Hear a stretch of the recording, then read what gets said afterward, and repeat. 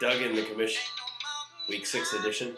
The Doughboy, 3-2 against Toilet Paper, who got his first win last week. I believe that was predicted. And did pretty well. He's also made a lot of moves and a ton. Really, he's gonna come up with a new name again. Yeah, I can see that. Well, I'll tell you, his team looks stacked again, which is really what we all thought was going to happen at the draft. At the beginning. So I think we're really going to find out if it's bad karma. Toilet Paper A, was he good? Yeah. Or is Toilet Paper B good?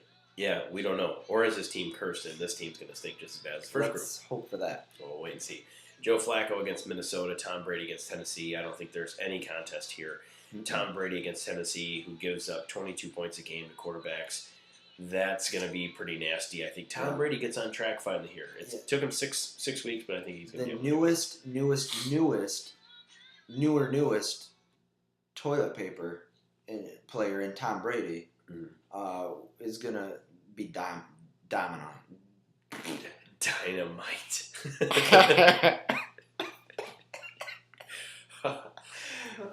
Okay. Is good. Tom Brady. Tom Brady is gonna be dynamite. Yeah, I think so. Flacco going up against Minnesota.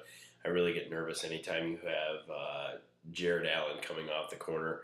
I know you have quite the man crush on Jared Allen. Let's just calm yourself down. Up there with Campman. Well, let's go ahead and continue on with his running backs because he's going on with Willis McGahee against Minnesota. Willis McGahee started off hot. I think he's starting to cool down. Do you think he's worth as much as he was at the beginning of the year? Not even close. Even especially, I suppose, against Minnesota's front four. Mm-hmm. Ray Rice, McGahee, it makes no difference. Yeah. They're not scoring. All right. Tim Hightower against Seattle. What do you think? I don't think anything. All right. I don't like his running backs, his wide receivers, his tight end position, his kicker, or most of his bench. All right, so let's go to the other side and let's talk about Papers here. He picked up Thomas Jones and he picked up Brandon Jacobs a week ago. Going up against Buffalo, Thomas Jones is a decent matchup. Brandon Jacobs has an okay matchup in New Orleans.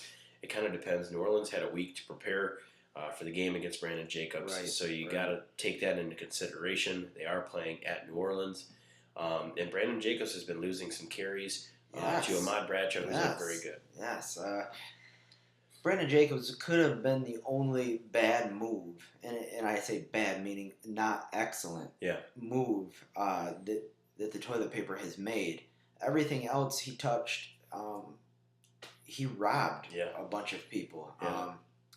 I'm not going to go through all of them, but getting Greg Jennings for nothing, but basically. Again, why are these teams trading with each other the week that they're playing each other? Why are these teams giving away their players? Yeah. Did they all just feel sorry for the toilet paper because he's 0-12 and was unranked in a 12-team league? Yeah. They just gave them some players? Well, again, you have to keep in mind Greg Jennings going up against Detroit is a great matchup. Roddy White is probably a fairly good matchup, I would say, against Chicago. Once again, Chicago had a week to prepare for this, so you have to always take that bye week into consideration when you're talking about a defense. They have an extra week to prepare to how to defend someone. I tell you, Dougie, these moves that the toilet paper has turned him into a dangerous team. Yeah, but I believe you said that at the beginning of the year. So I gotta be right on one of them. His team A sucked, and his team B is a completely new roster. They can't blow. Or you could be wrong on both accounts. No way. They are going to change the landscape in that division. All right. Wes Welker. I do like Wes Welker play against Tennessee. He keeps having that question. Is he original? I'm not sure if he is. We'd have to check on it. We'll have our secretary check that out. But he is questionable. But he had that last week and turned out to be pretty good. He's fine. All right. Greg Olsen against Atlanta and Brandon Pettigrew. Actually don't mind Pettigrew. They seem like they're trying to target him quite a bit. And I think, against Green Bay, I'm not really sure if I like it that much. Not against the 3-4. The 3-4 is usually pretty strong against tight ends. Uh-huh. I don't like it. When you look at Doughboy's tight ends, he has Brandon Pettigrew, Dallas Clark, and Brendan Davis. Do you think he wants to pick up any more tight ends, or do you think he's pretty set with the 3 he's got? Oh, who knows? His team, is in a downward spiral at an accelerated pace. All right, Steelers against Cleveland should be a pretty good matchup for him. That might be probably the bright side of what he sees or what he has. Patriots against Tennessee. Decent matchup. I don't know how to consider the Patriots just yet. They're not the Patriots of the last couple of years. We're used to seeing. All right. Well, I'll be honest with you. I think Doughboy, by winning 3 games, is pretty much done with his wins for the year. I was going to say, I would be surprised to see him in the win column again. He's really going to have to make some serious changes. LaDainian, he doesn't even have him in the starting lineup. Going up against Denver, that's a risky move. But Doug, what is he going to use for trade bait? I have no idea. I mean, all he got back for Greg Jennings was a used sheet of toilet paper. Yes. Who's going to want that? Well, with Torrey Holt, you know what? He doesn't have any trade bait. I'm sorry. I mean, Lendell White, LaDainian Tomlinson. His best trade bait is Dallas Clark right now, I think. And he better hope that Dallas Clark continues to get some targets there. It's sad to see, but the commish is going to stamp down and say that this will be the first year that any GFO member has had a LT.